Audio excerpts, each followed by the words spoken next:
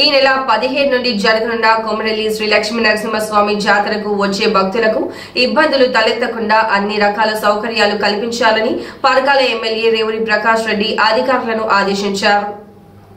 గీజగొండ మండలంలోని ప్రసిద్ధమైన కొమ్మాల శ్రీ లక్ష్మీ నరసింహస్వామి వారి జాతర ఈ నెల 17 నుండి 29 వరకు జరగనున్న సందర్భంగా పలు శాఖల అధికారులు, రాజకీయ ప్రజా ప్రతినిధులతో పరకాల ఎమ్మెల్యే రేవూరి ప్రకాష్ రెడ్డి సమీక్ష సమావేశం నిర్వహించారు.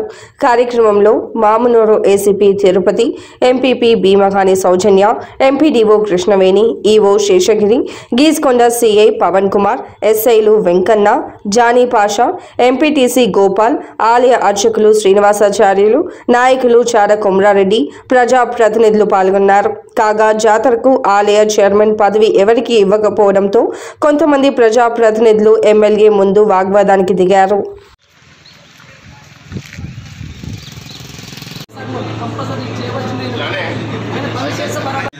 చూసుకోవాల్సిన బాధ్యత వాడిదేమన్నది దులుపుకుంటాడు పోతాడు. ఏదైనా ఇన్సిడెంట్ అయితే మనకు ఇబ్బంది. మనం చూశారు కదా, తింటే పోయి తప్పితే స్పాట్లో ముగ్గురు చనిపోయారు. అసలు ఏమి చిన్న ఇన్సిడెంట్ కూడా జరగద్దు అంటే మనం వెరీ కాన్షియస్గా ఉండాలి. నేను అందరూ చేయాలి. మీ ఎలక్ట్రికల్ మోస్ట్ మంచి లేకున్నా తిట్టుకుంటాడు పోతాడు, ఇంకేదైనా ఇబ్బంది ఉన్నా తిట్టుకుంటాడు పోతాడు. వాడు ఎక్కడ అయితే వైలెన్స్, పోలీసులు, ఎలక్ట్రికల్ నాకు చాలా ఇంపార్టెంట్, చాలా ఎక్కువ రెస్పాన్సిబిలిటీ ఉన్నది, ఎక్కువ ఇన్వాల్వ్మెంట్ ఉన్నది. అది చూసుకోండి.